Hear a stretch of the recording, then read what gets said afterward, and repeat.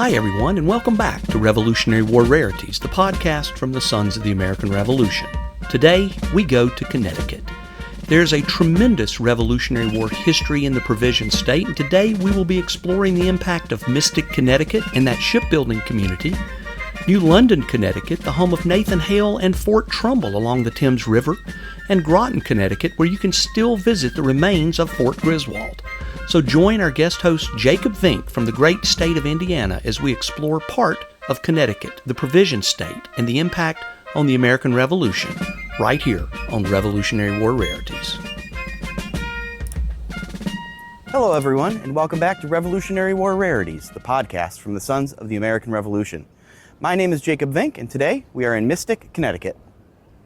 We are going to be exploring the pivotal role of Connecticut during the American Revolution, with a special focus on Mystic, New London, and the strategic forts of Trumbull and Griswold. Known as the Provision State, Connecticut was a powerhouse of supplies and spirit in the fight for independence. So grab a seat, and let's travel back to the 1770s to uncover the revolutionary legacy of this small but mighty state. Let's start with Connecticut's big picture role in the American Revolution.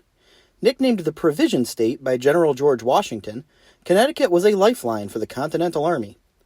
The state supplied food, cannon, munitions, and even troops. More troops than any other state except Massachusetts.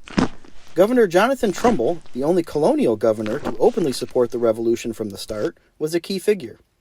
From his war office in Lebanon, he coordinated the delivery of critical supplies, earning Connecticut a reputation as the backbone of the war effort. Governor Trumbull was the father of 6 children, including another governor of Connecticut, Jonathan Trumbull Jr., as well as John Trumbull, the painter of the 4 large portraits currently hanging in the rotunda of the United States Capitol. But Connecticut wasn't just about logistics. Its coastline along Long Island Sound was a hub for privateers, patriots who sailed out to capture British ships, seizing nearly 500 vessels during the war.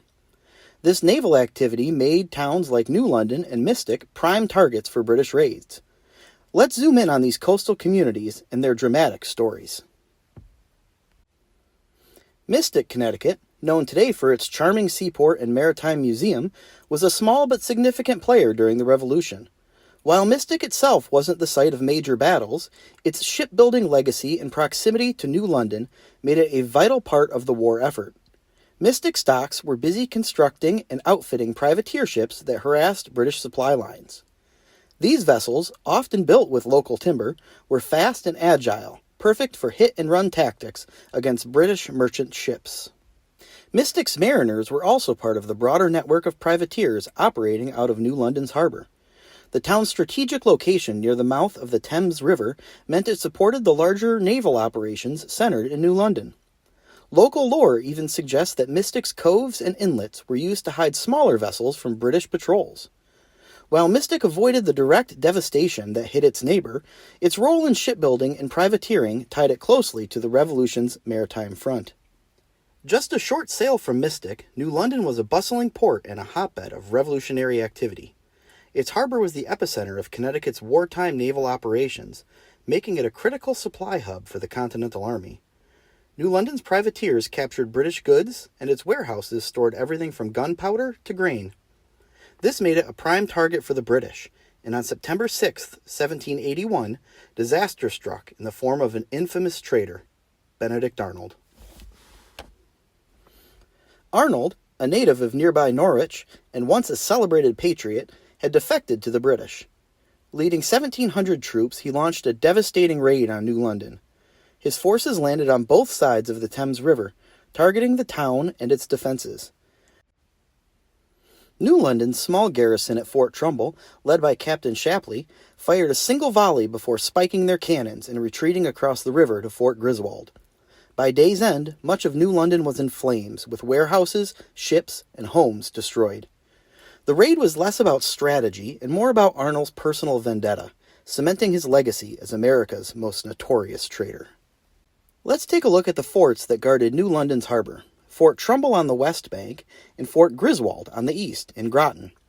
These earthen fortifications were built to protect the harbor from British attacks, but by 1781, both were under-resourced with limited troops, gunpowder, and supplies.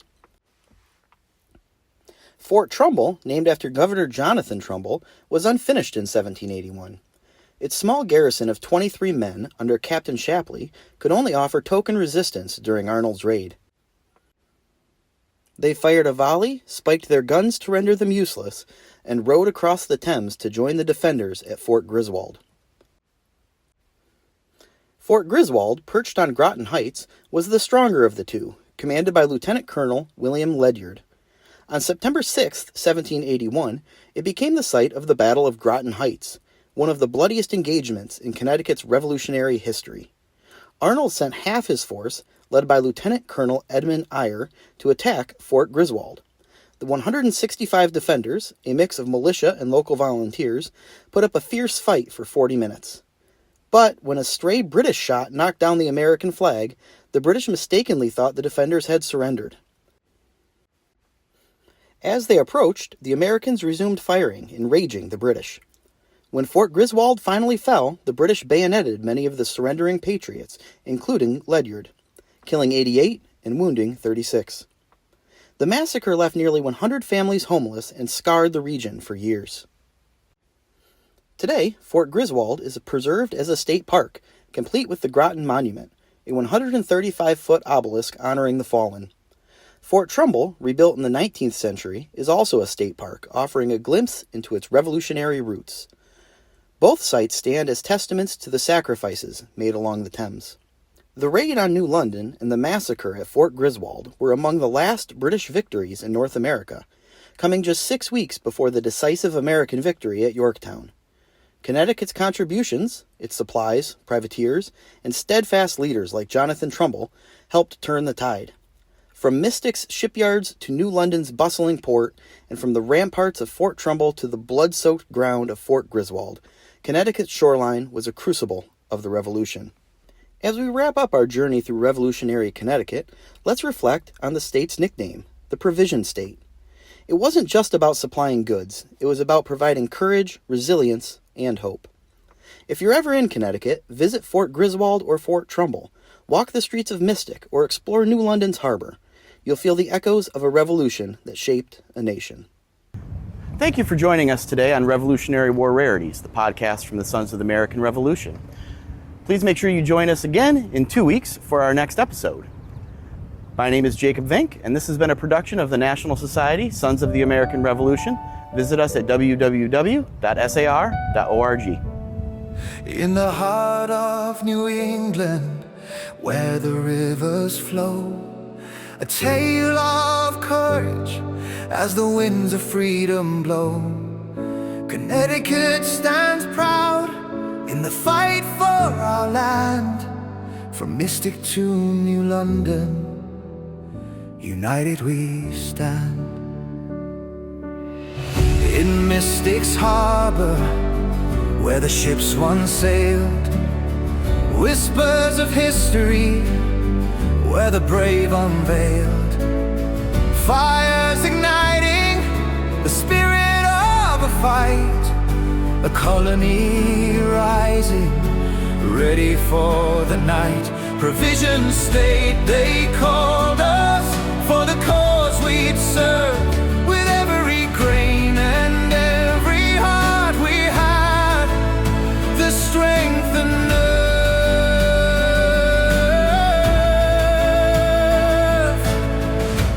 Oh, Connecticut, land of the free, from the shores of Mystic to the hills by the sea. Now we sing of glory, we hold our heads high, for Nathan Hale's courage will never die.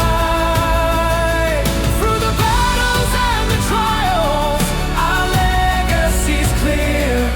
Provision State forever, we banish our fear.